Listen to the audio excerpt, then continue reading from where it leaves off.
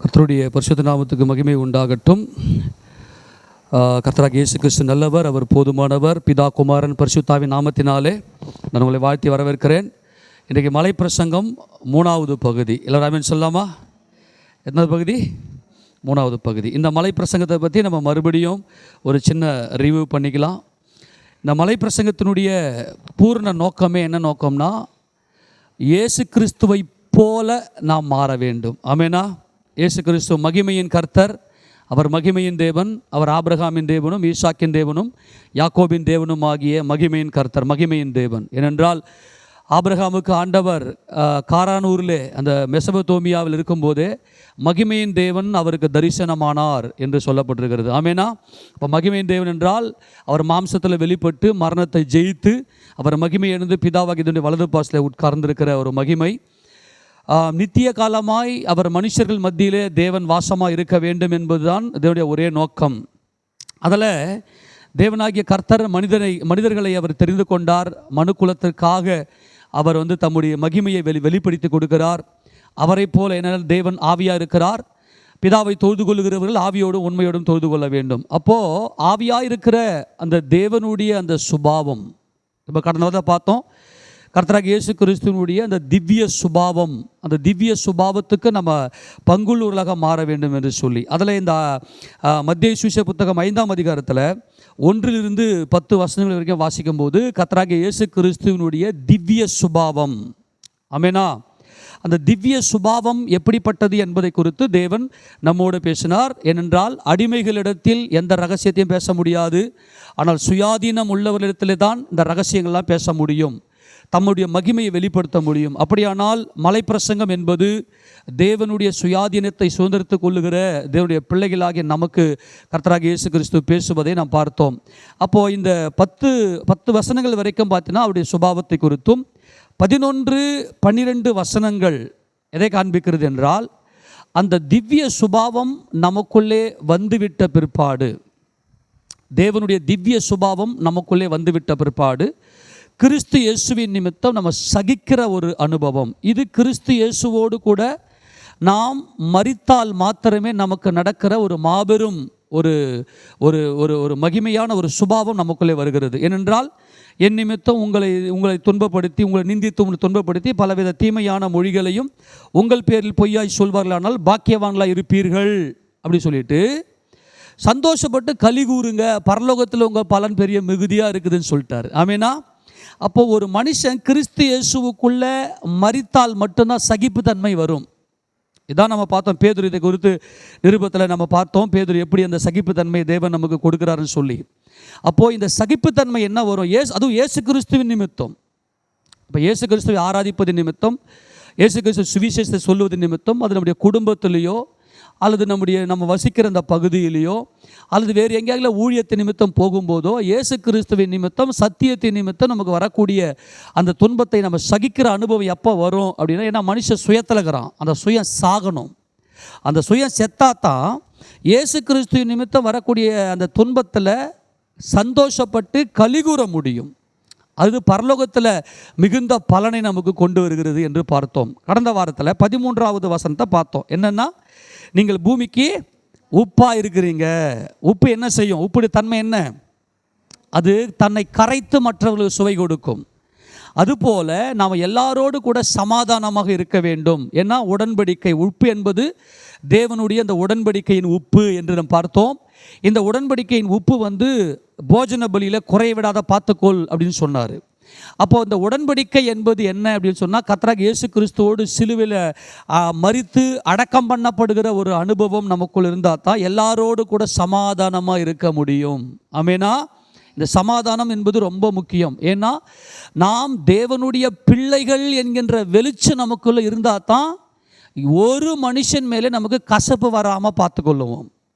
நம்ம உப்பாக இருக்கணும். அது கர்த்தராகிய இயேசு கிறிஸ்து தான் அந்த உப்பாக இந்த பூமியில் தன்னை காட்டி கொடுக்கிற யூதாஸ் காரியத்தை கூட உனக்கு என்ன வேண்டும் என் சிநேகிதனே, உனக்கு என்ன வேண்டும் என்று கேட்கிற ஒரு அனுபவம், அது இயேசு கிறிஸ்துவினுடைய அந்த சுபாவம். அப்போது நமக்குள்ள அந்த சுபாவம் வந்துவிட்ட பிற்பாடு தான் எல்லாருமே நம்ம என்ன பண்ண முடியும்? சமாதானமாக இருக்க முடியும், இல்லையா? ஏசாப்பா அந்த கெத்செமனே தோட்டத்தில் யூதாஸ் காரியத்தை காட்டி கொடுக்க வந்தபோது கூட ஆண்டவர் என்ன சொன்னார்னாக்கா, என் சிநேகிதனே உனக்கு என்ன வேண்டும் கேட்டு சிநேகிதனே அப்படின்னு கூப்பிட்டாரு. ஆமென். இந்த மலை பிரசங்கம் முழுக்க முழுக்க நம்மை மகிமைப்படுத்துகிற ஒரு மகிமையின் பிரசங்கம். அந்த வசந்த வாசிங்க பார்க்கலாம். இயேசு ராஜா எப்படி கூப்பிட்டாரு? இதே மத்திய சுவிசேஷ புத்தகத்தில் மைக்கில் எடுத்து வாசிக்கணும். மத்திய சுவிசேஷ புத்தகம் 26வது அதிகாரத்தில் வாசிங்க பார்க்கலாம். 50வது வசந்த வாசிங்க. இயேசு அவனை நோக்கி சிநேகிதனே என்னத்திற்காக வந்திருக்கிறாய் என்றார். நல்ல ஒரு ஆமென் சொல்லாமா? யூதாசை பார்த்துனா கேட்டாரு, சிநேகிதனே, தன்னுடைய பகைவனையும் தன்னை பகைக்கிறவர்களையும் சிநேகிக்கக்கூடிய ஒரு சிநேகம் என்பது அது தெய்வீக சுபாவம். ஆமெனா?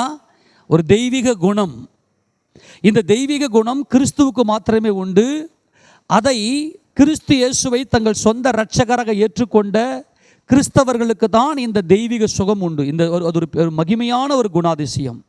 தன்னை காட்டி கொடுக்க வரான், முழுக்க முழுக்க கூடவே இருந்தவன் துரோகம் செய்கிறான், அவனையும் பார்த்து அந்த நேரத்திலையும் சிநேகிதனே என்று அழைக்கக்கூடிய இதுதான் ஒரு மகிமையான காரியம். ஒருவேளை ஏசப்பா அந்த இடத்துல சிநேகிதனே அப்படின்னு கூப்பிடலன்னு வச்சுங்க, அவன் கொடுத்த பெட்டிஷனுக்கு வேற மாதிரி போயிட்டுருக்கும். ஏன்னா அவன் என்ன பண்ணான்னா, இயேசு கிறிஸ்து அவர் கலிலேயா தொடங்கி யூதேயா வரைக்கும் அவர் கலகம் பண்ணுறாரு, ராயருக்கு வரி கொடுக்க தேவையில்லைன்னு சொல்லி கலகம் பண்ணுறாருன்னு சொல்லி தான் யூதாஸ் காரியத்தை போய் பெட்டிஷன் கொடுத்துருந்தான் ரோம போர் சேவல்கிட்ட. இல்லை, நான் அவர் கூட தான் இருந்தேன், அவருடைய சீசல் நானும் ஒருத்தன் இப்படிலாம் சொல்லியிருந்தான். அதனால தான் ஆண்டவராக இயேசு கிறிஸ்து என் சிநேகிதனே, ஒருவேளை அப்படி ஆண்டவர் கூப்பிடலன்னு வச்சுக்க, அவனுடைய பெட்டிஷனில் ஒரு பெரிய பிரச்சனை ஏற்பட்டிருக்கும். அந்த நேரத்தில் அவனை காப்பாற்றினார். ஆமேன்னு சொல்லாமா? ரோம போர்ச்செவலுக்கு முன்பதாக என் சிநேகிதனே அப்படின்னு கூப்பிட்டு காப்பாற்றுகிற ஒரு மகிமையான ஒரு காரியம். நம்மளாம் என்ன பண்ணணும் தெரியுமா? நம்முடைய சத்துருக்கள் விழுந்த போது ஆண்டவர் எனக்காக யுத்தம் பண்ணார் பாருங்க. அப்போ பிதாவக தேவன் இயேசு ராஜாவுக்கு யுத்தம் பண்ணலையா? எனக்காக என் தேவன், என்னை குறித்து தேவன் நியமித்திருந்த அந்த நியமத்தை, அந்த சித்தத்தை நான் பூர்ணமாக நிறைவேற்ற வேண்டுமே. ஆனால் என் கர்த்தருடைய சித்தத்துக்கு என்னை ஒப்பு கொடுக்குறேன்னு சொல்லி எல்லா காரியத்தையும் கர்த்தரையை நோக்கி பார்க்கணும். அப்போ எல்லாருடைய சமாதானமாக இருக்கிற இந்த அனுபவம் என்பது, இப்போ சொல்ல போனால் இந்த மத்திய சுவிசேஷத்துக்கு 5வது மலைப்பிரசங்கத்தில் அவர் நிமித்தம் சகிக்கிற அந்த சகிப்பு என்பது கிறிஸ்து இயேசுவோடு கூட மரிக்கிற அனுபவமும், 13வது வசனத்தில் நீங்கள் பூமிக்கு உப்பாக இருக்கிற என்பது அவரோடு கூட அடக்கம் பண்ணப்பட்ட அனுபவமும், கிறிஸ்து இயேசுவோடு கூட அடக்கம் பண்ணப்பட்ட ஒரு அனுபவமும். இப்போ நம்ம தியானிக்க போகிற 14வது வசனம் அவரோடு கூட உயிர்த்தெழுந்த ஒரு அனுபவத்தை இங்கே காண்பிக்கிறது. மலை பிரசங்கம் சாதாரண பிரசங்கம் அல்ல, அது பரிசுத்த அபிஷேகத்தை பெற்று கிறிஸ்துவுக்காக ஜீவிக்க வேண்டும் என்கின்ற அந்த ஒரு உன்னத அனுபவத்தில் இருக்கிறவர்களுக்கு தான் இது புரியும், அந்த சத்தியத்தின்படி நடக்க முடியும். ஆமென் சொல்லுவோமா?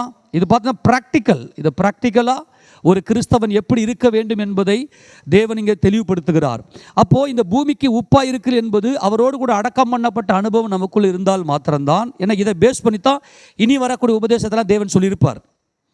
மீதி வரக்கூடிய 17வது வசனத்திலிருந்து வரக்கூடிய வசனங்கள்லாம் பார்த்தீங்கன்னாக்கா, இந்த 3 காரியம், கிறிஸ்து இயேசுவோடு கூட அடக்கம் மரித்தல், அவரோடு அடக்கம் பண்ணப்படுதல், அவரோடு கூட உயிர் தேர்ந்த மகிமையிலே பிரவேசிப்பது, இந்த காரியத்தை பேஸ் பண்ணி தான் இந்த மலைப்பிரசங்கத்தை முழுக்க பேசியிருப்பார். எத்தனை சொல்கிறது புரியுது? ஆமேனா? அப்போது பவுல் கூட எழுதும்போது எதுனா கூடுமானவர்கள் ரோமர்க்க நிருபம் எல்லாரோட சமாதானமாக இருங்க. எடுத்து வாசிக்க பார்க்கலாம். ரோமர்க்க நிருபம் 12வது அதிகாரத்தில் 12வது அதிகாரத்தில் யாவரோடும் கூட கூடுமானால் யாவரோடு சமாதானமாக இருங்கள் என்கின்ற வசனம் 18வது வசனத்தை வாசிக்க பார்க்கலாம். 12:18 கூடுமானால் உங்களால் ஆன மட்டும் எல்லா மனுஷரோடும் சமாதானமாக இருங்கள். ஆமென் சொல்லுங்க. அதான் உப்பா இருக்கிற அனுபவம். எல்லாரோட சமாதானமாக இருங்க. எல்லாருடைய நலனுக்காகவும் நீங்கள் ஜெபம் பண்ணுங்க. எல்லாரோடு கூட நல்லா சுகமாக இருக்கணும்னு சொல்லிட்டு விரும்புங்க. ஏனென்றால் அந்த மனுஷனை தேவன் சித்தம் கொண்டிருக்கிறார். மனுஷன் தேவ சாயலாக இருக்கிறான். அதனால் எந்த மனுஷன் மேலே கசப்பை வைக்காதீங்க. இந்த கசப்பை வைக்கிற அனுபவம் தான் ஏசாவின் அனுபவம். இந்த ஏசா எப்படிப்பட்டவன்னா, மனசுக்குள்ளே கசப்பான வேரை வைக்கிறவன். தன் சகோதரனை என்றிக்காரில் ஒரு நாள் நான் கொன்று போடுவேன் அப்படின்னு சொல்லி பகைக்கிற அனுபவம். ஆனால் இயேசுராஜா தம்முடைய சீஷர்களுக்கு சொல்கிறாரு, என் நிமித்தம் உங்களை நிந்தித்து தூஷித்து துன்பப்படுத்து என்பது அவரோடு கூட மரிக்கிற அனுபவம், பாடுபட்டு மரிக்கிற அனுபவம். அது இருந்தால் மட்டும்தான் நமக்கு இயேசு கிறிஸ்து நிமித்தம் வரக்கூடிய அந்த துன்பத்தை சகிக்க முடியும். நம் பூமிக்கு எப்போது உப்பாக இருக்க முடியும்? அடக்கம் பண்ணப்பட்ட அனுபவம். நாம் அடக்கம் பண்ணப்பட்டு விட்டோம், ஞானஸ்நானத்தின் மூலமாய் அவரோடு கூட அடக்கம் பண்ணப்பட்டு விட்டோம் என்று ரோமர்கள் நிருபம், கொலோசியர்கள் நிருபத்தெல்லாம் பவுல் எழுதுவதை நாம் பார்க்கிறோம். ஆமேனா? அப்போ அப்படி நமக்கு அடக்கம் பண்ணப்பட்டு விட்டால்தான் எல்லாரோடு கூட சமாதானமாக இருப்போம். நம்ம கரைச்சி, உப்பை போல் நம்மளை கரைச்சி மற்றவர்களுக்கு சுவை கொடுக்கிற, மற்றவருடைய வாழ்க்கைக்கு மற்றவர் இயேசு கிறிஸ்து எப்படி யூதாஸ் காரியத்தை ஏசப்பாவை காட்டி கொடுக்க வந்தானோ, யூதாஸ் காரியத்தை காட்டி கொடுக்கல, சிநேகிதன்னு கூப்பிட்டார். ஆமேனா? இந்த அனுபவம் நமக்கு வேணும். ஆமேன்னு சொல்லாமா? எத்தனை சொல்றது புரியுது? அப்போ அது போல் நமக்கு அடக்கம் பண்ணப்பட்ட அனுபவம் நமக்குள்ளே இருந்தால் மாத்திரம்தான் எல்லாரோடும் சமாதானமாக இருக்க முடியும். ஆமேன்னு சொல்லுவோமா? சரி, அடுத்த வசனத்தை வாசிக்கும் போது மத்திய சுவிசேஷ புத்தகம் 5ஆம் அதிகாரத்தில் 14வது வசனத்தை வாசிக்கலாம். நீங்கள் உலகத்துக்கு வெளிச்சமாய் இருக்கிறீர்கள், மலையின் மேல் இருக்கிற பட்டணம் மறைந்திருக்க மாட்டாது. எல்லாரும் ஆமென் சொல்லாமா? இப்போ என்ன சொல்றாருன்னா, இது 3வது பாயிண்ட். நம்ம ப்ராக்டிக்கலாக கொண்டு வரத்தில் இது 3வது பாயிண்ட். முதல்ல 1வது வசனத்திலிருந்து 10வது வசனம் சுபாவம், தெய்வீக சுபாவத்தை, கிறிஸ்துவின் சுபாவத்தை நீங்கள் தரித்து கொள்ளுங்கள் அப்படின்னு சொல்கிறாரு. கிறிஸ்துவின் சுபாவம் நமக்குள்ளே வந்துருச்சுன்னா என்ன செய்வோம்? இயேசு கிறிஸ்து நிமித்தம் வரக்கூடிய நிந்தையை சகிப்போம். அது அவரோடு கூட மரிக்கிற அனுபவம். அடுத்தது, பூமிக்கு நீங்கள் உப்பாக இருக்கிறீர்கள் என்பது இயேசு கிறிஸ்துவோடு கூட அடக்கம் பண்ணப்பட்ட அனுபவம். ஒரு பணத்துக்கு எதனா பெருமை தேடுவோமா?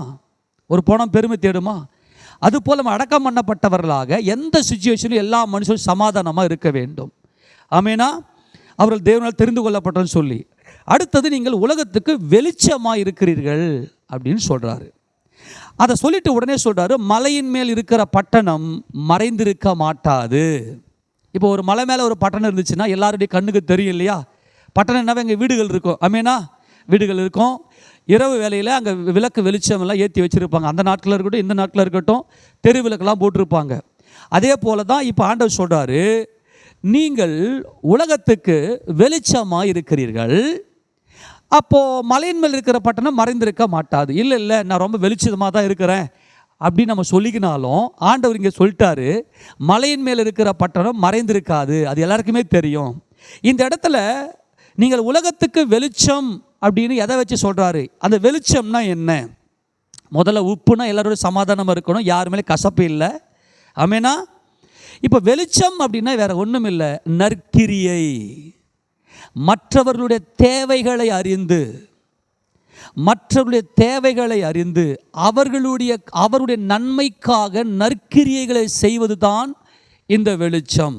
அப்படி நற்கிரியை செய்வது என்பது எப்படிப்பட்ட சூழ்நிலை என்றால், நம்மை நாம் பலியாக்கி, எப்படி ஒரு விளக்கு மற்றவங்களுக்கு வெளிச்சம் கொடுத்துச்சுன்னா தம்மை அழித்து கொண்டு தான் வெளிச்சம் கொடுக்கும். ஆமேனா? உண்மையிலேயே நாம் இந்த உலகத்துக்கு வெளிச்சமாக தான் இருக்கிறோம் என்பதை நம்ம எப்படி அறிந்து கொள்ளலாம்னு சொன்னால், நம்மை நாம் கரைத்து, நம்மை நாம் அழித்து கொண்டு, நம்முடைய பலவீனங்களிலும் மற்றவர்களுக்கு பலனாக இருப்பது. இது நம்ம எப்படி சொல்கிறோம்னாக்கா, 14லிருந்து 16 வசனங்களில் வாசிக்கும் போது, தொடர்ந்து வாசிமா. நீங்கள் உலகத்துக்கு வெளிச்சமாய் இருக்கிறீர்கள், மலையின் மேல் இருக்கிற பட்டணம் மறைந்திருக்க மாட்டாது. விளக்கை கொளுத்தி மரக்காலால் மூடி வைக்காமல் விளக்கு தண்டின் மேல் வைப்பார்கள், அப்பொழுது அது வீட்டில் உள்ள யாவருக்கும் வெளிச்சம் கொடுக்கும். இவ்விதமாய் மனுஷர் உங்கள் நற்கிரியைகளை கண்டு, அவ்வளவுதான், உங்கள் நற்கிரியைகளை கண்டு. எவ்விதமாய், அப்போ நீங்கள் உலகத்துக்கு வெளிச்சமா இருக்கிறீங்க அப்படின்னா என்ன அர்த்தம்னா, நீங்கள் நற்கிரியை செய்வது. இவ்விதமாய் மனுஷர் உங்கள் நற்கிரியைகளை கண்டு பரலோகத்தில் இருக்கிற உங்கள் பிதாவை மகிமைப்படுத்தும்படி உங்கள் வெளிச்சம் அவர்கள் முன் பிரகாசிக்க கடவது. இப்போ நம்ம செய்யறது ரொம்ப முக்கியம். இந்த நற்கிரியை நம்ம செய்யும்போது ஜனங்களுக்கு நல்ல காரியங்கள், நற்கிரியைனா நல்ல காரியங்கள், மற்ற ஜனங்களுக்கு பயன்படும்படியாய், சொல்லப்போனால் நீடி பீப்புள், அதாவது அவர்கள் தேவையோடு இருக்கிறவர்களுக்கு அந்த தேவையை அறிந்து சரியாக அவர்களுக்கு நாம் செய்கிற அந்த உதவி 100% பிதாவாகிய தேவனை, கர்த்தராகிய இயேசு கிறிஸ்துவின் நாமத்தில் பிதாவாகிய தேவனை மகிமைப்படுத்தும். எப்பா, இவங்க தெய்வ பிறவிடா, இவங்க எனக்கு தெய்வம் போல உதவி செய்தாங்களே, இவங்களுக்குள்ள இருக்கிற தெய்வம் உண்மையான தெய்வம், அப்படின்னு சொல்லி தேவனை மகிமைப்படுத்தக்கூடிய அளவுக்கு நாம் இந்த உலகத்துக்கு வெளிச்சமாக இருக்க வேண்டும். நம்மிலிருந்து தேவனை வெளிப்படுத்தி தேவனை பிரகாசிக்க செய்ய வேண்டும் என்று சொல்லுகிறார். இது கிறிஸ்து இயேசுவோடு கூட உயிர்த்தெழுந்த வல்லமை. கிறிஸ்து இயேசுவோடு கூட மரித்து அவரோடு கூட அடக்கம் பண்ணப்பட்டு அவரோடு கூட உயிர்த்தெழுந்திருப்போமே ஆனால் கிறிஸ்து தேவனுடைய வலது பாரசத்திலே உட்கார்ந்திருக்கிறார். அப்போ பிதாவின் பிள்ளை, ஒவ்வொரு மனுஷனும் பிதாவின் பிள்ளை என்கின்ற உணர்வு ஏற்பட்டு, அப்பா உங்களுக்கு மட்டுமே மகிமைப்பா. எத்தனை புரிஞ்சு போச்சு? இப்போ கொலோசியர் 3ஆம் அதிகாரம் 1ஆம் வசனம் வாசிங்களேன். கொலோசியர் 3ஆம் அதிகாரம் 1ஆவது வசனம். நீங்கள் கிறிஸ்துவுடன் கூட எழுந்ததுண்டானா. சரி, எப்போ இயேசுக்கு சேர்ந்திருக்க முடியும்? அவர் மரித்து அடக்கம் பண்ணப்பட்டு எழுந்து, ஆமென், எழுந்து உண்டானால் கிறிஸ்து தேவனுடைய வலது பாரிசத்தில் வீற்றிருக்கும் இடத்தில் உள்ள மேலானவைகளை தேடுங்கள், பூமியில் உள்ளவைகளை அல்ல மேலானவைகளையே நாடுங்கள். ஏனென்றால் நீங்கள் மரித்தீர்கள். அதான் முக்கியம். நீங்கள் எங்க மரித்தீர்கள்? இங்க ஆண்டவர் சொல்லும்போது இந்த மலை பிரசங்கத்துல 11:12 மரித்தீர்கள். அப்புறம் உங்கள் ஜீவன் கிறிஸ்துவுடனே, ஆமா, 13வது வசனத்தில் அடக்கம் பண்ணப்பட்டு 14லிருந்து 16 வசனம் வரைக்கும் நீங்க உயிர் தேர்ந்துட்டீங்க.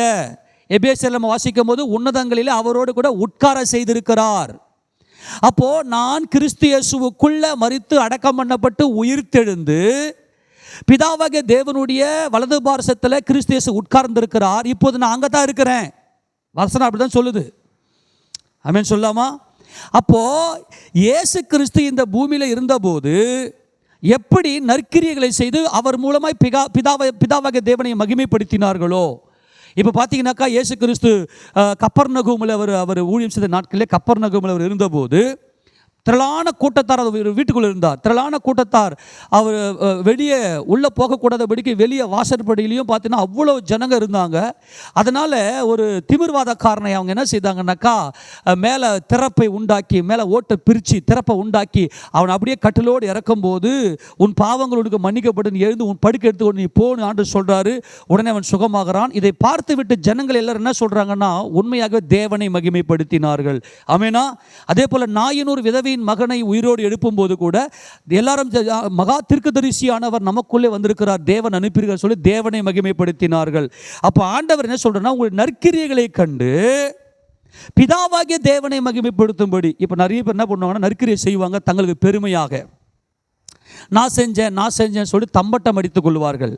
ஆனால் ராஜ்யமும் வல்லமையும் மகிமையும் என்றென்றைக்கு யாருடையது? அது பிதாவாகிய தேவனுடையது. அப்போ கர்த்தராகிய இயேசு கிறிஸ்துவின் மூலமாய் நாம் பிதாவாகிய தேவனை மகிமைப்படுத்த வேண்டுமானால் ஜனங்களோடு கூட நற்கிரியை செய்ய வேண்டும். ஆமெனா? ஜனங்களுக்கு நல்ல காரியங்களை செய்யணும். அந்த நல்ல காரியங்கள் செய்யும்போது நமக்கு ஒரு பெரிய இழப்பு அங்கே நடந்திருக்கும். அந்த இழப்புக்கும் மத்தியிலையும் என்ன பண்ணியிருப்பாங்கன்னாக்கா அங்கே தேவநாமத்தை மகிமைப்படுத்துவாங்க. இது ரொம்ப பரவலாக சொல்லப்பட்ட ஒரு சாட்சி. இது நல்லாயிருக்கும். இந்த சாட்சி நிறைய ஊழியர்கள் அந்த சாட்சி சொல்லியிருக்கிறாங்க. என்னன்னாக்கா ஒரு லாங் ட்ராவல், நைட்டில் ஒரு லாங் ட்ராவல் போயின்னு இருக்கிறாங்க. அப்போ ஒரு வயதான ஒரு வயது முதிர்ந்தவர் என்ன பண்ணுறாருன்னா ரொம்ப நேரம் நின்று வராரு. அப்போ ஒரு சகோதரி என்ன பண்ணுறாங்கன்னா, ரொம்ப நேரம் நின்று வரீங்க தாத்தா, நீங்கள் சீட்டில் உட்காந்துங்கன்னு சொல்லிட்டு அவங்க சீட்டை கொடுத்துட்டு அந்த தாத்தாவுக்கு சீட்டை கொடுத்து இந்த அம்மா எழுந்து நிற்கிறாங்க. அந்த ஒரு வாலிப பெண் எழுந்து நிற்கிறா. அப்போ அந்த ரொம்ப நன்றிம்மா அப்படின்னு சொல்லிட்டு அந்த தாத்தா என்ன பண்ணுறாருன்னா அந்த சீட்டில் உட்காந்துக்கிட்டு நல்லா தூக்கிக்கணும் போகிறாரு. அப்புறம் பொழுது வெடியுது. ஏன்னா நைட்டில் போகிறாங்க, இந்த ட்ராவல் நைட்டில் நடக்குது. பொழுது வெடிஞ்ச உடனே கொஞ்சம் தள்ளிவாமா, நீ உட்காந்துக்க, நான் இறங்க போகிறேன்னு சொன்னால் அந்த சகோதரி என்ன பண்ணுறாங்கன்னா நொண்டி நடக்கிறாங்க. அவங்க ஒரு கால் அந்த சகோதரிக்கு இல்லை.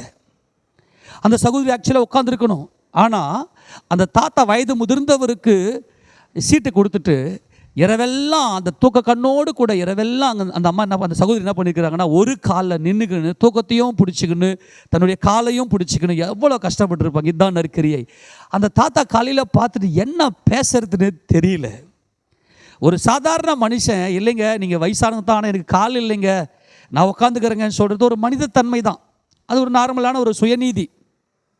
ஆனால் உங்களுக்கு கால் இல்லை, சீட்டும் உங்களுது. ஆனால் இரவெல்லாம் நீங்கள் தூக்கத்தோடு கூட அந்த ஒரு கால் இல்லாமல் ஒத்த காலில் ஒரு கையில் அந்த பஸ்ஸை பிடிச்சிக்கின்னு தூக்கத்தோடு கூட எனக்கு சீட்டு கொடுத்தீங்க, உங்களை தெய்வம்னு சொல்கிறது தான் என்னன்னு சொல்கிறது. ஆமேனா? இதுதான் இந்த தேவன் நம்மக்கிட்ட கேட்குறார். நீதிமானுக்காக ஒருவன் மரிப்பது அரிது, நல்லவனுக்காக ஒருவேளை ஒருவன் மரிக்க துணிவான். நாம் பாவிகளாயிருக்கையில் கிறிஸ்து நமக்காக மரித்ததினாலே தேவன் நம்மேல் வைத்த தமது அன்பை விளங்க பண்ணினார் என்று ரோமர் 5 வாசிக்கிறோம். நம்மகிட்ட ஒரு நீதி இல்லைனா நமக்காக ஒரு மரித்தாரே, அதுதான் தேவனை மகிமைப்படுத்தின அந்த மகிமை. அதே போல ஆண்டவர் என்ன சொல்றார்னா, உங்க நற்கிரியைகளை கண்டு பிதாவாகிய தேவனை மகிமைப்படுத்த வேண்டும் என்று சொல்லுகிறார். இதுதான் நீங்க பூமிக்கு வெளிச்சமா இருக்கிறீர்கள். எப்போது இந்த வெளிச்சம் இந்த மாதிரியான ஒரு மகிமையான காரியம் நமக்குள்ள எப்போ நடக்கும் அப்படின்னா, உம்முடைய வசனம் என் கால்களுக்கு தீபமும் என் பாதைக்கு வெளிச்சமமா இருக்கிறது. நான் கடந்து போகிற இந்த பாதையில் நான் என்ன செய்ய வேண்டும், என் வாழ்க்கையில் நான் என்ன செய்ய வேண்டும் என்பதை குறித்து உம்முடைய வேத வசனம் நமக்குள்ள நிரப்பப்பட்டிருந்தால்தான் பரிசுத்த ஆவியானவர் அந்த வேத வசனத்தின் பலத்தில் இந்த உலகத்துக்கு ஒரு வெளிச்சமாக இருப்பார். தன்னை சொல்லிட்டு இல்லையா, தன்னை காட்டி கொடுக்க வந்தவனையும் காட்டி கொடுக்காமல் என் சிநேகிதனே என்று சொல்லக்கூடிய ஒரு வெளிச்சம், அது பிதாவாகிய தேவனுடைய மகிமை இருந்தால் மாத்திரம்தான் இந்த மாதிரியான ஒரு வாழ்க்கை நம்மால் செய்ய முடியும். எத்தனை சொல்கிறது புரியுது? ஆமென் சொல்லுவோமா? ஆக தேவன் நம்ம இந்த உலகத்தில் அழைத்திருப்ப நோக்கமே என்ன நோக்கம்னா, நான் உங்கள் பிள்ளைப்பா அப்படின்னு சொல்லணும். அப்போ நான் அவருடைய பிள்ளைன்னா, அவர் தான் உலக தோற்றத்துக்கு முன்பதாக மனிதனை சித்தம் கொண்டார். நான் மனுஷர்கள் மத்தியிலே வாசம் பண்ண போகிறேன் என்று சொல்லி தேவன் சித்தம் கொண்டார். ஆக இன்னைக்கு எப்படிப்பட்ட மனிதர்கள் எப்படிப்பட்ட குணாதிசயம் உடையவர்களாக இருந்து அவருடைய கெட்ட குணங்களை வெளிப்படுத்தினாலும் நாம் அதை பார்க்கக்கூடாது.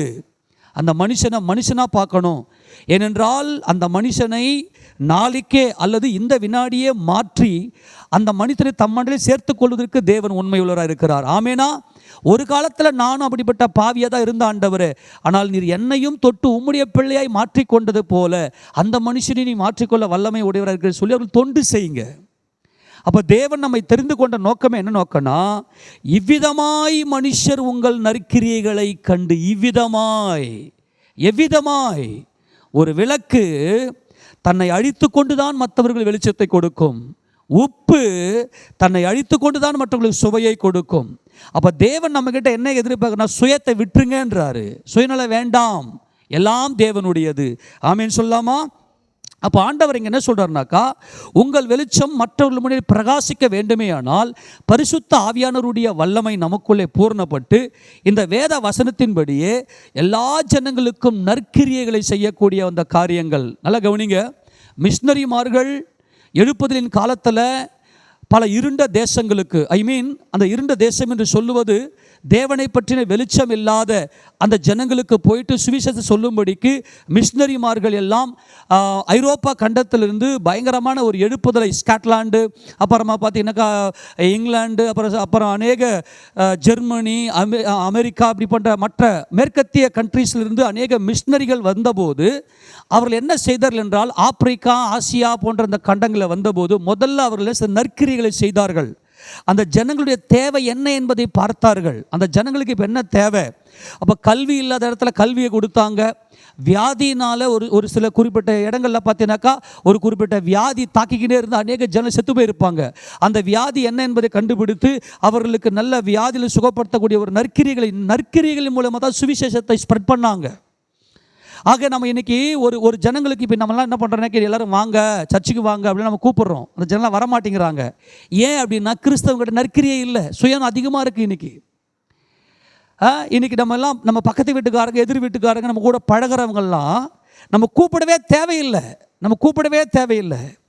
நம்முடைய நற்கிரியை பார்த்துட்டு இவங்களா மாதிரி நம்ம மாறணுமே, இவங்களுக்கு மாத்திரம் எப்படி இப்படிப்பட்ட சூழ்நிலை இவ்வளோ மன ரம்மியமாக ஹெல்ப் பண்ணுறாங்க, இவங்களுக்கு மாத்திரம் எப்படி இந்த ஹெல்ப் மைண்டு வந்துச்சு, அவங்க போகிற சர்ச்சு எப்படி, அவங்க ஆராதிக்கிற தெய்வம் அப்படி, அப்போ நானும் கடந்து வருகிறேன்னு சொல்லி அவங்களே நம்மளுடைய கிரியைகள் மூலமாக அவங்களுக்கு இருக்க பார்க்கணும். இப்போ இயேசுராஜா ஒன்றுமே பண்ணல. அவர் ஊராய் போய் சுற்றி திரு நற்கிரியை செய்தார். ஜனங்க ஜேன்னு ஒரு பண்ணி போக ஆரம்பித்தாங்க. ஆமென் சொல்லாமா? அப்போ தேவன் நம்மக்கிட்ட என்ன எதிர்பார்க்குறாருன்னா, இந்த நற்கிரியைகளை ஜனங்களுக்கு முதல்ல செய்ய வேண்டும். மற்றவர்களுடைய சுகத்தை விரும்புங்க, அவருடைய தேவைகளை உணருங்க. அவங்க என்ன தேவையில் இருக்கிறாங்க. நம்ம மாத்திரம் இன்றைக்கி ஒவ்வொரு மனுஷன் நம்ம என்ன பண்ணுறோமா, இன்றைக்கி உட்காந்து ஜபம் பண்ணுறோம். ஜபம் கண்டிப்பாக தேவை. ஆண்டவரே ஆத்துமாக்களை கொடுங்க, ஆண்டவரே ஆத்துமாக்கள்லாம் வரட்ட ஆண்டவரேன்னு சொல்லி. ஆனால் நாம் மாத்திரம் யார் என்னென்ன தேவையில் இருக்கிறாங்க, யார் யார் எப்படிப்பட்ட தேவையில் இருக்கிறாங்க, அவர்களுக்கு இப்போ என்ன தேவை என்பதை பார்த்து நம்மளால் முடிந்த அளவுக்கு அவர்களுக்கு நற்கிரியை செய்திருப்போம்னா, இவங்க ஏன்டா சம்பந்தம் இல்லாமல் நமக்கு உதவி செய்கிறாங்க, உண்மையிலே இந்த தெய்வம் நல்ல தெய்வம்னு சொல்லிட்டு என்றைக்கோ எவ்வளவோ ஜனங்கள் இன்றைக்கி சபையில் வந்திருப்பாங்க. நம்மளாம் இன்றைக்கி அநேக வேலைகளிலே சுயநலத்தோடு செயல்பட்டு கொண்டிருக்கிறோம். கர்த்தராகிய இயேசு கிறிஸ்து இன்றைக்கு அந்த சுயத்தை முறிப்பாராக. ஆமென் சொல்லுவோமா? எல்லாருக்கும் அந்த நற்கிரியை செய்ய வேண்டும். இப்போ தேவன் நம்மை சிருஷ்டித்த நோக்கம் என்ன என்பதை குறித்து எபேசியர் நிருபத்தை திருப்பிக் கொள்ளுங்க. எபேசியர் நிருபத்தில் நம்மை தேவன் எதற்காக அழைத்திருக்கிறார், உலக தோற்றத்துக்கு முன்பதாகவே நம்மை குறித்த தேவ சித்தம் என்ன? எபேசியர் நிருபம் 2வது அதிகாரம் 10வது வசனத்தை வாசிக்கலாம். ஏனெனில் நற்கிரியைகளை செய்கிறதற்கு நாம் கிறிஸ்து இயேசுக்குள் சிருஷ்டிக்கப்பட்டு தேவனுடைய செய்கையாய் இருக்கிறோம். அவைகளில் நாம் நடக்கும்படி அவர் முன்னதாக அவைகளை ஆயத்தம் பண்ணி இருக்கிறார். இது பயங்கரமான ஆழமான சத்தியம் இது. ஏனெனில் நற்கிரியைகளை செய்கிறதற்கு எதுக்கு சொல்லுங்க, எதுக்கு? நற்கிரியைகளை செய்கிறதற்கு நாம் கிறிஸ்து இயேசுவுக்குள் சிருஷ்டிக்கப்பட்டு, இது உலக தோற்றத்துக்கு முன்பதாகவே தெரிந்து கொள்ளப்பட்டவர்கள் மாத்திரமே இதை செய்ய முடியும். எல்லாருக்கும் நன்மை செய்ய முடியுமா? உங்களை நம்ம ஈஸியாக செக் பண்ணிக்கலாம். நான் உலக தோற்றத்துக்கு முன்னாடி தெரிந்து கொள்ளப்பட்டவனா,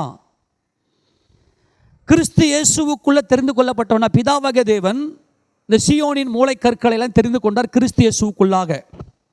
இவங்க என்ன செய்வாங்க அப்படின்னா, நற்கிரிகளை செய்கிறதற்கு நாம் கிறிஸ்து இயேசுவுக்குள் சிருஷ்டிக்கப்பட்டு தேவனுடைய செய்கையாக இருக்கிறோம்.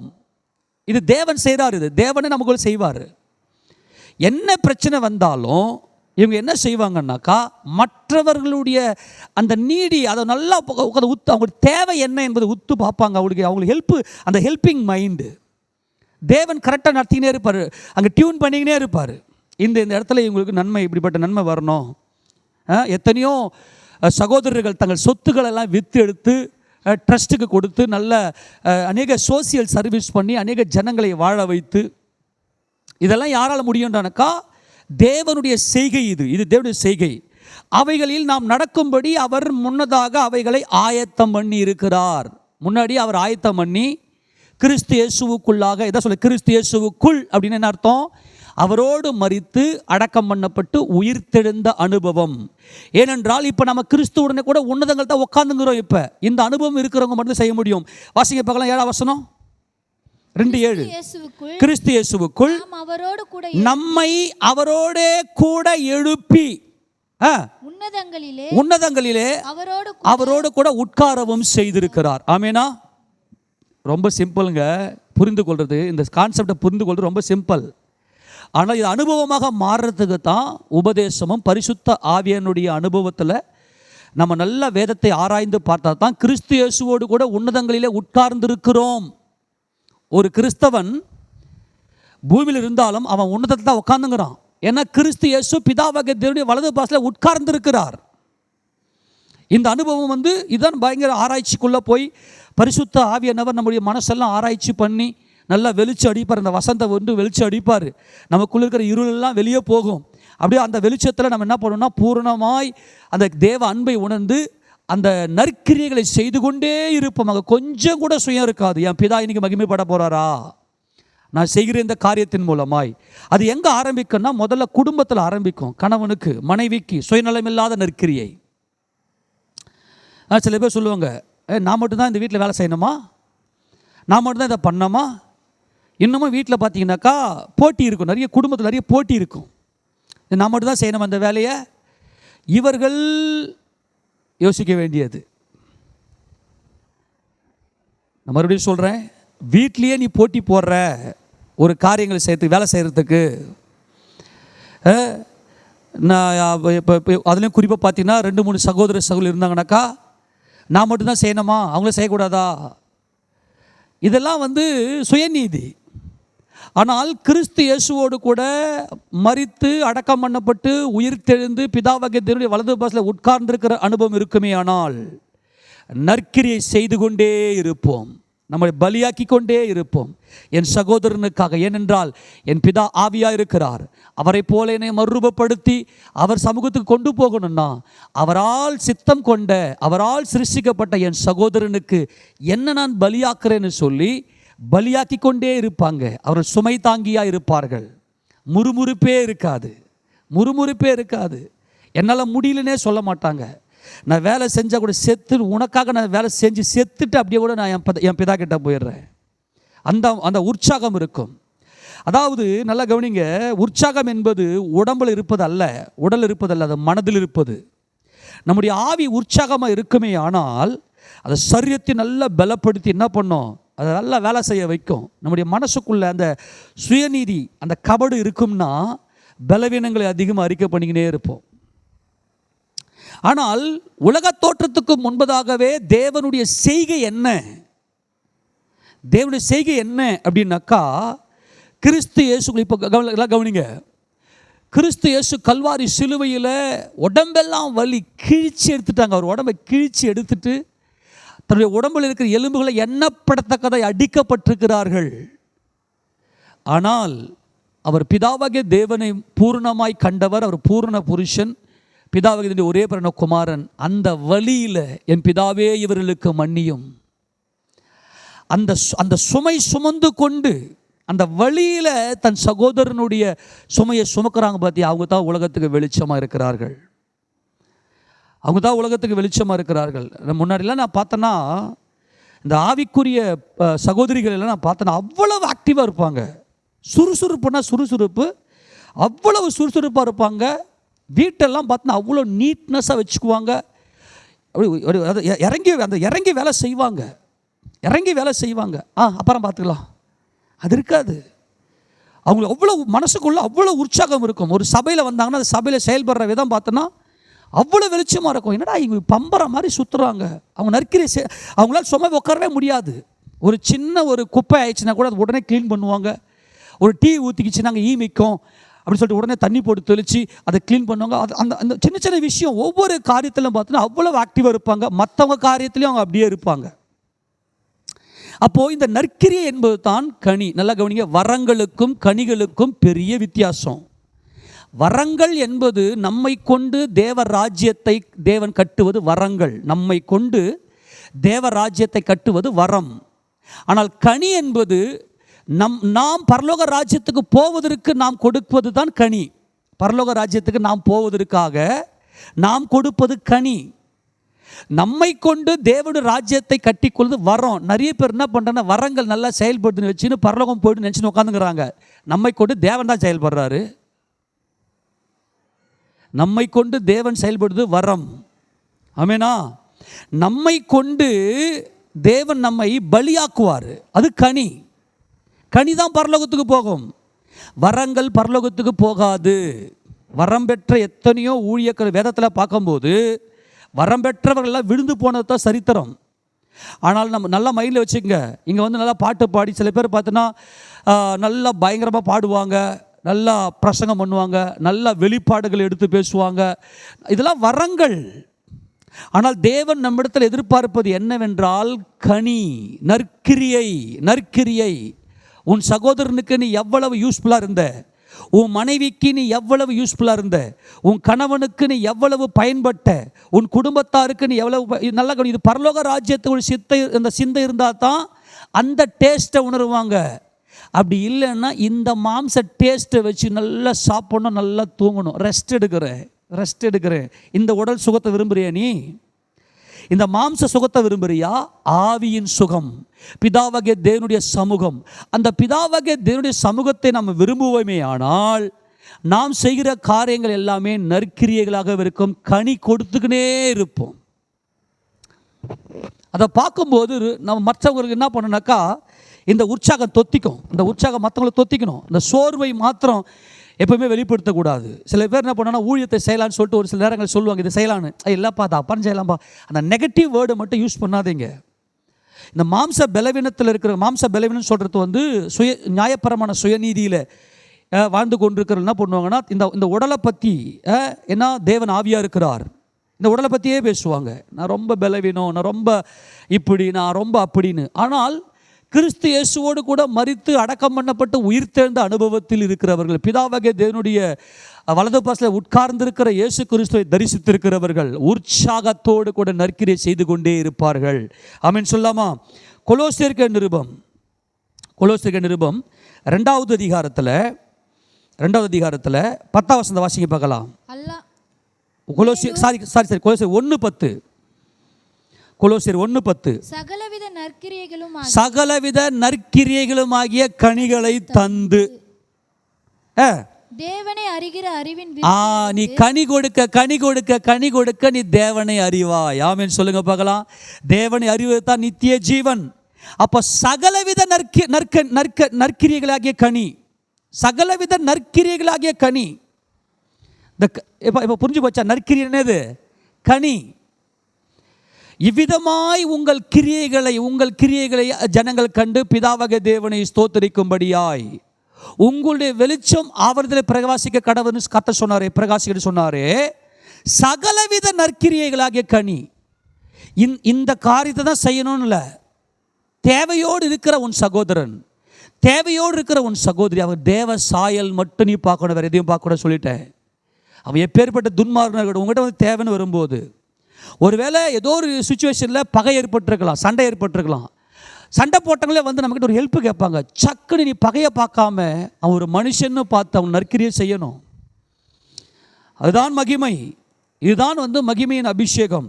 அப்போ சகலவித நற்கிரியைகளுமாகிய கனிகளை தந்து தேவனை அறிகிற அறிவில் விருத்தி அடைந்து கர்த்தருக்கு பிரியம் உண்டாக அவருக்கு பாத்திரராக நடந்து கொள்ளவும். எது அவருக்கு பாத்திரம் என்றால் நற்கிரியை செய்ய வேண்டும்.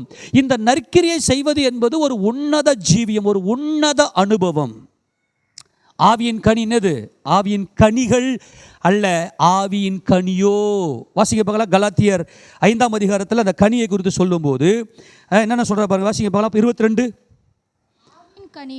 ஆவியின் கனியோ, நல்ல கவனிங்க, அன்பு, சந்தோஷம். இந்த சந்தோஷம் அன்போடு இணைந்திருப்பது, இசைந்திருப்பது.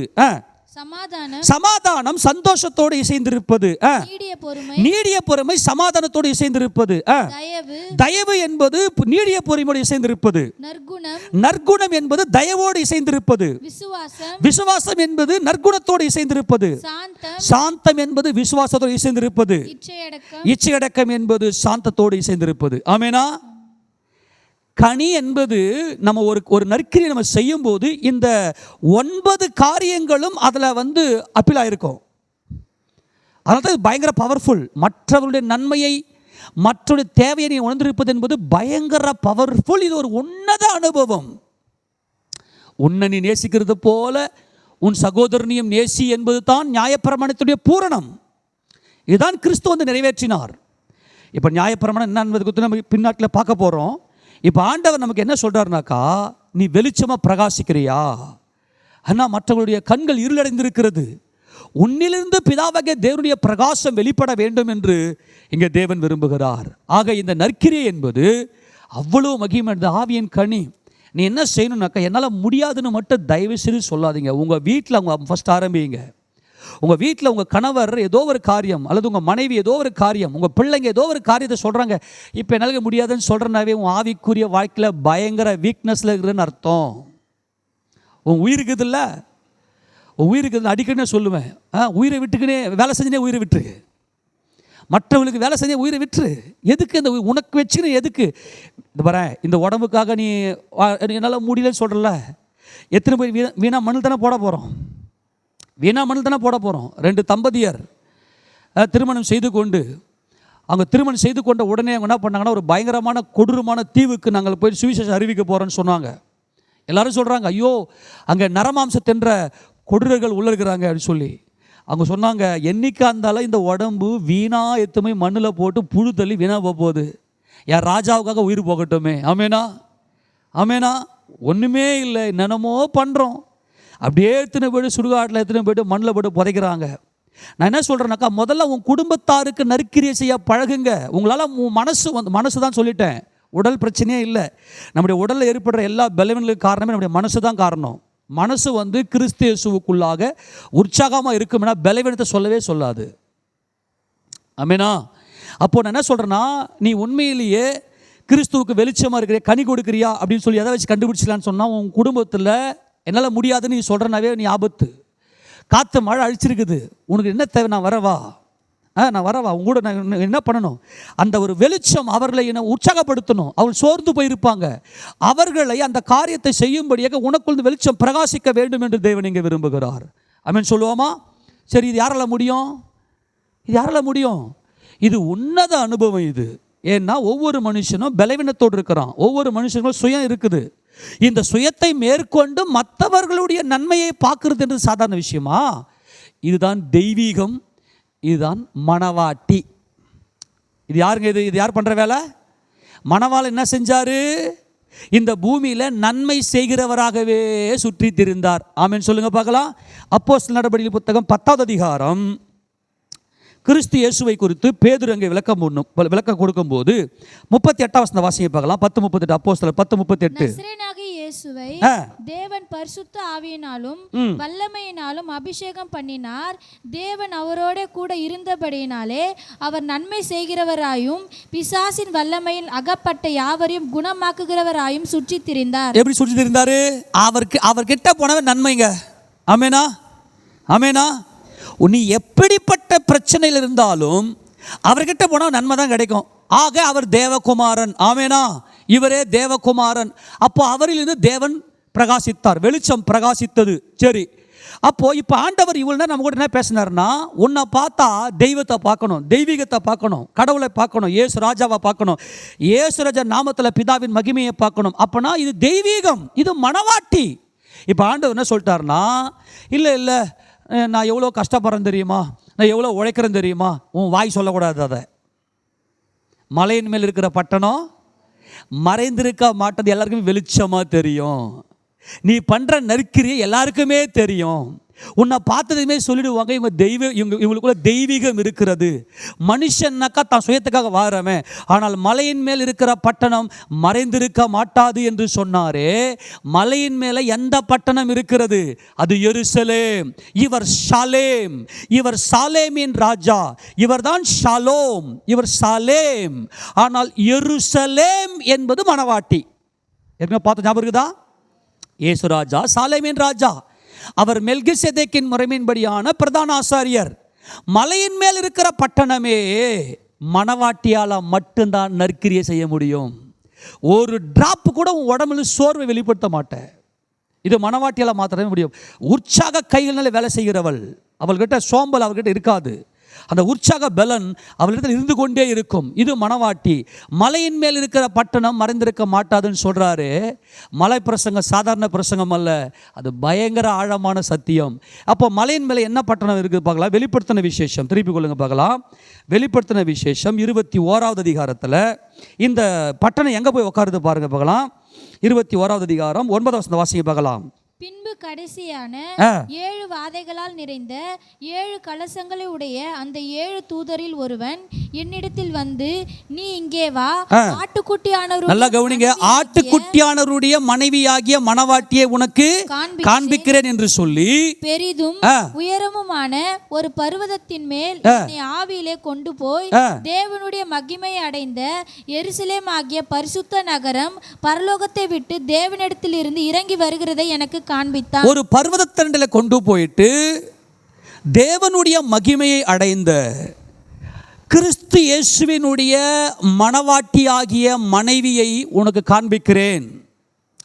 அதான் சொல்லிட்டேன், கிறிஸ்து இயேசுவோடு கூட அவருடைய மனைவி தான் அவருடைய கிரயத்தை தன்னகத்தை கொண்டவள். கிரயத்துக்கு கொல்லப்பட்டீர்களே, மனுஷருக்கு அடிமையாக இருங்கள் என்று கர்த்தர் சொல்லுகிறார். இது மணவாட்டிக்கு தேவன் கொடுக்கிற உபதேசம். அவருடைய மனைவியாகிய மணவாட்டி உயரமான ஒரு பர்வதத்தின் மேலே என்னை கொண்டு போய் ஆவில கொண்டு போய் தேவனுடைய மகிமை அடைந்த பரிசுத்த நகரமாகிய எருசலேம், அந்த பட்டணம், மலையின் மேல் இருக்கிற அந்த பட்டணம், அது வெளிச்சம் கொடுக்கிற பட்டணம், அது பிரகாசிக்கிற பட்டணம், அது எல்லாருக்கும் வெளிச்சத்தை கொடுத்து பிரகாசித்து அந்த நற்கிரைகளினாலே தங்களை ஜொலிக்கிற பட்டணம். இதைத்தான் 2ஆம் வசனத்தை வாசிக்கிறோம். வாசி 22. யோவானாகிய நான் புதிய எருசலேம் ஆகிய பரிசுத்த நகரத்தை தேவனிடத்தில் நின்று பரலோகத்தை விட்டு இறங்கி வர கண்டேன். அது தன் புருஷனுக்காக அலங்கரிக்கப்பட்ட மணவாட்டியை போல் ஆயத்த பண்ணப்பட்டிருந்தது. அது பயங்கரமான பிரகாசம். அது அவ்வளவு ஜொலிப்பு. என்ன ஜொலிப்பு? மற்றவர்களுக்கு நற்கிரியைகளை செய்து செய்து செய்து செய்து தேவனை பிரகாசித்து, நீ எப்போதெல்லாம் நற்கிரியை செய்றியோ, உன் வீட்டில் எப்போதெல்லாம் உற்சாகமாய் நீ வேலை செய்து, உன் சபையில் உற்சாகமாய், உன் பெருமைக்காக, தேவ மகிமைக்காக, இது இருந்துச்சுன்னா என்றைக்கோ சபை வேற லெவலுக்கு போயிட்டுருக்கோம். அந்த பிரகாசம் வெளிச்சம் அப்படியே வெளிச்சம் கொடுத்து கொடுத்து கொடுத்து அது அவர் பயங்கரமான ஒரு வெளிச்சம், அந்த ஒரு மகிமையின் பிரகாசம். இது எப்படிப்பட்ட பிரகாசம்? வாசிங்க 11 வசனம். அதன் பிரகாசம் மிகவும் விலை உயர்ந்த ரத்தின கல்லை போலவும் பளிங்கின் ஒளியுள்ள வஜ்ரை கல்லை போலவும் இருந்தது. அப்ப மலையின் மேல் இருக்கிற பட்டணம் மறைந்திருக்க மாட்டாது. உங்களுடைய வெளிச்சம் புறஜாதிகளுக்கு மத்தியிலே பிரகாசிக்கட்டும் என்று சொல்லுகிறாரே. நீ எப்பொழுதெல்லாம் நீ நற்கிரியைகளை செய்கிறாயோ, எப்போதெல்லாம் இந்த நேரம் காலம் இதெல்லாம் அப்பாற்பட்டவங்க நம்மலாம், நேரம் காலத்துக்கெல்லாம் அப்பாற்பட்டவங்க நம்மலாம். எத்தனை மணிக்கு எழுப்பினாலும், எத்தனை மணிக்கு எனக்காக ஜபம் பண்ணுங்க, அல்லது எம்மா கொஞ்சம் தண்ணி முள்ளு, மணி 12 இருக்கும், நைட்டு 2 இருக்கும், அதெல்லாம் தூக்கத்தையோ மற்ற எந்த ஒரு காரியத்தையும் பொருட்படுத்தாமல் அந்த காரியத்தை முதல்ல குடும்பத்தில் நீங்கள் எப்படி இருக்கிறீங்க? இது மனவாட்டி. இப்போ நம்ம அநேக வேலைகள் நான் இப்போ என்ன பண்ணிட்டேன்னா, இந்த மாதிரி பிரசங்கத்தெல்லாம் பண்ணி நீங்கள் நிறைய பேர் திணிச்சேன் நான், இது மாதிரி செய்யுங்களேன்னு. அப்புறமா தான் ஆண்டவர் எனக்கு உணர்த்தினார், இது மனவாட்டிக்கு உள்ள ஒரு அபிஷேகம்டா, நீ ஏன்டா போய் திணிக்கிறேன்னு. அப்போ தான் நானே திருந்தினேன். எல்லாரையும் போயிட்டு இப்படி இரு அப்படி இரு, உனக்கு உபதேசம் எப்படி வந்துச்சு, நீ ஏன் இப்படி இருக்கிற அப்படி இருக்கிறன்னு சொல்லிட்டு போயிட்டு எல்லாரும் போட்டு திணிச்சு ஐயோயோ ஒரு பெரிய டிப்ரெஷனுக்குள்ளே போய் வெடிச்சு. அப்படின்னா அப்புறம் வந்து எனக்கே புத்தி வந்துச்சு. அப்புறம் தான் நானே திருந்தினேன், ஆண்டவரே என்னை மன்னியும்னு சொல்லி. இந்த பிரகாசம் ஒரே ஒருத்தர்கிட்ட கூட உன் முக சுளிப்பே இருக்காது. உன் முக மலர்ச்சியை பாருங்க, அவ்வளவு குளிர்ச்சியாக இருக்கும். மன மகிழ்ச்சி முக மலர்ச்சியை தரும். ஆமேனா? ஆவி முறிஞ்சி போச்சுன்னா யாரா தேற்ற கூடும்ன்றார் ஆண்டவர். உன் ஆவியில் ஒரு பெரிய கலிகூறுதல், அந்த உற்சாகம் இருக்கும் மற்றவர்களுக்கு நற்கிரியைகள் செய்வதற்கு. அதில் உனக்கு ஒன்றுமே இல்லாமல் மற்றவர்கள் எல்லாத்தையும் கொடுத்துருவேன். அதுலாம் பயங்கரமாக இருக்கும். நல்லா அப்போல்லாம் கேட்டிருக்கிறேன். பாஸ்டர் டிஜிஎஸ் தினகரன் ஐயாவுடைய மனைவி ஒரு மாதிரி சாட்சி சொன்னாங்க. எங்கள் ஐயா திடீர்னு கூட்டின்னு வருவார், நான் சாப்பாடு ரெடியாக வச்சுருப்பேன், எக்ஸ்ட்ரா சாப்பாடு செஞ்சுட்டாலும் அப்புறம் நைட்டில் போச்சு கெட்டு போயிடும், வீணாக போயிடும். அப்போ என்ன பண்ணுவேன்னா, எங்கள் ஐயா வர வரைக்கும் நான் இப்போ வெயிட் பண்ணியிருப்பேன். திடீர்னு ஒருத்தரை கூட்டின்னு வரும், 2 பேரை கூட்டின்னு வரும், இருக்கிற சாப்பாடு எடுத்து அவங்களுக்கு போட்டுட்டு நான் பட்னியாக படுப்பேன். ஏன்னா சாப்பாடை வீண் வச்சுட்டு அன்றைக்கி சாப்பாடு செய்ய முடிஞ்சுன்னா செஞ்சு சாப்பிட்டு படுக்கலாம்.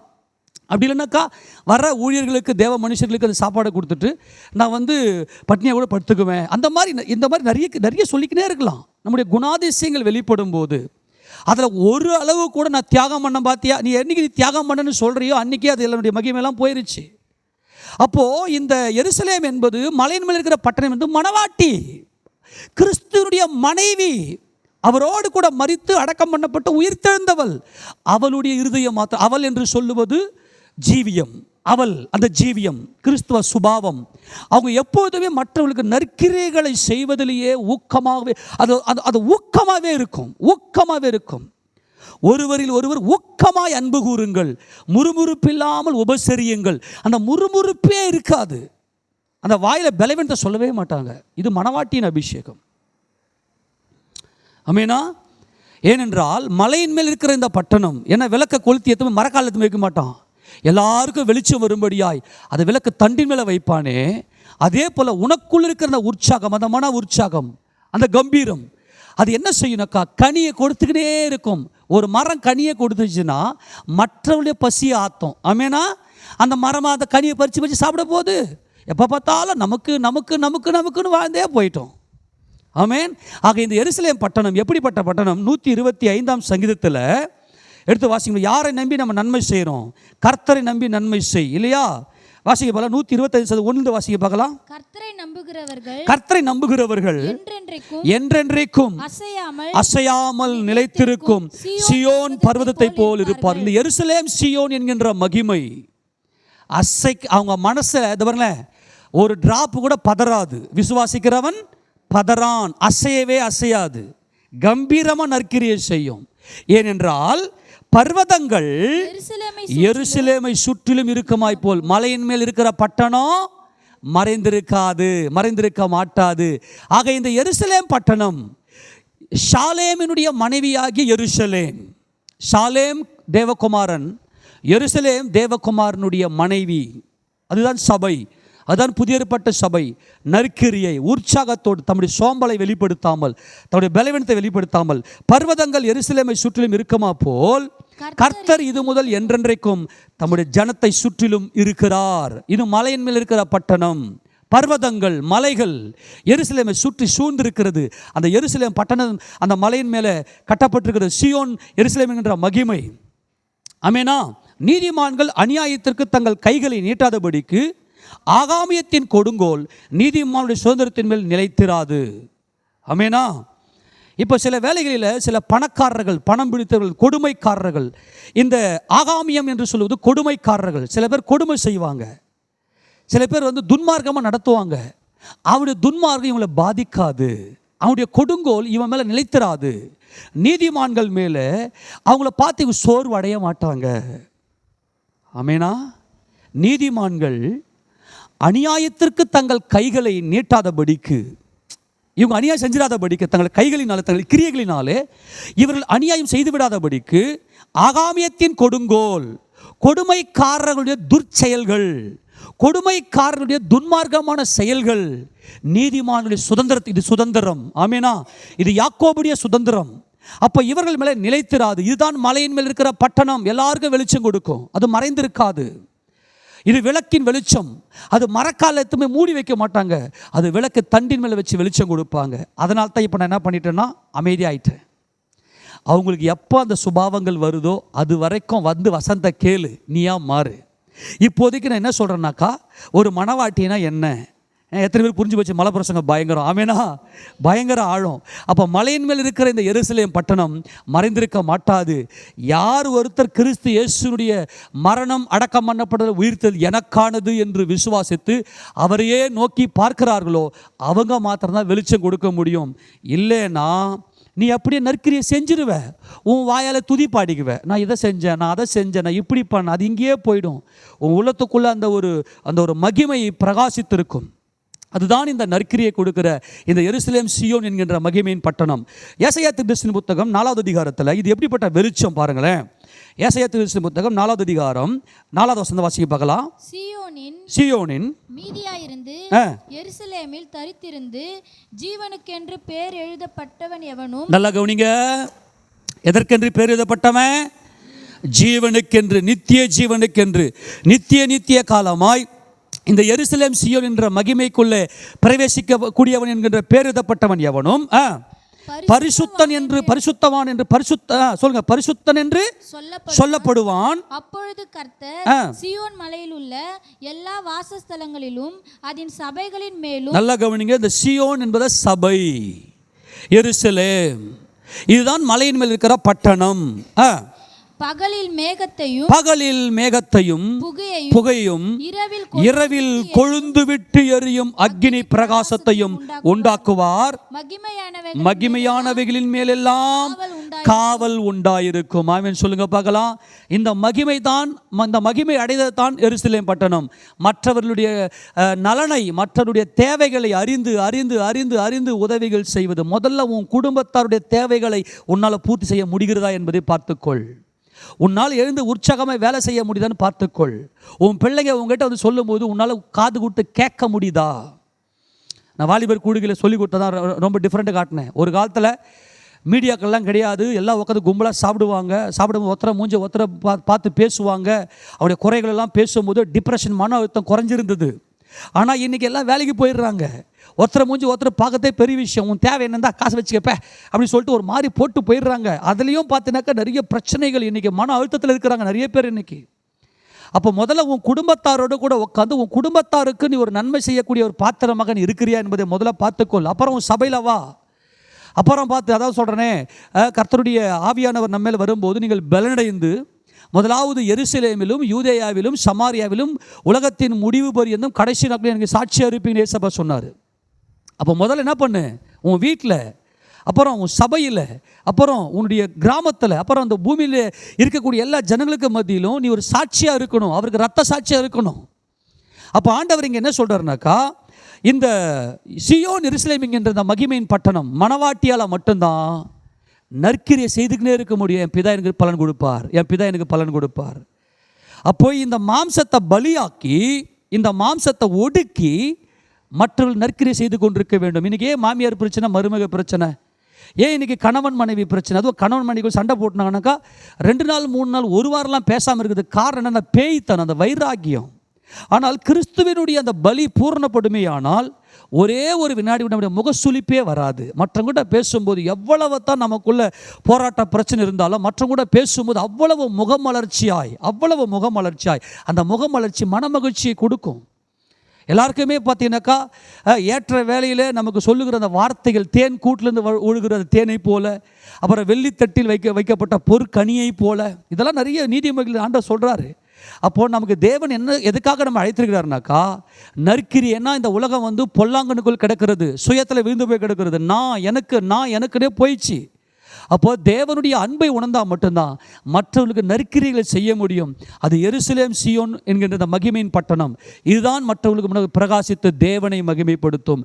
ஏனென்றால் உன்னதத்திலே பிதாவாகிய தேவனுடைய வலது பாசத்தில் உட்கார்ந்திருக்கிற கிறிஸ்து இயேசுவினுடைய மகிமை அவர்களுக்குள்ளே இருக்கிறது. ஆமென் சொல்லுவோமா?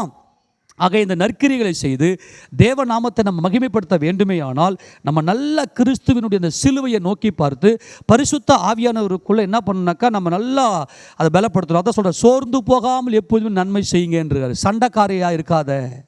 ரோமர்கள் 2 திருப்பி பார்க்கலாம், வாசித்து முடிக்கலாம். சண்டை வேண்டாம். இது வந்து மணவாட்டியினுடைய அபிஷேகம்.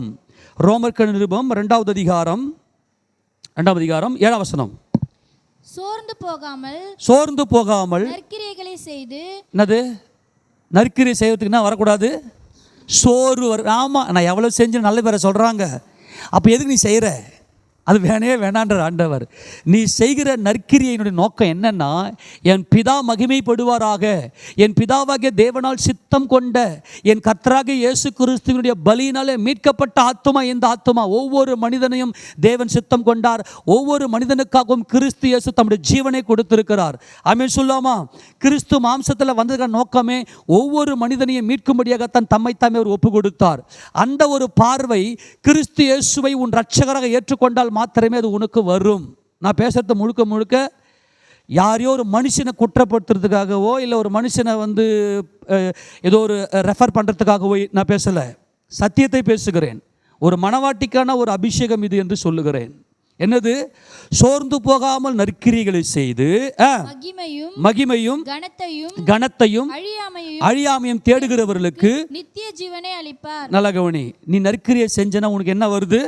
மகிமை, கனம், அழியாமை, நித்திய ஜீவன்.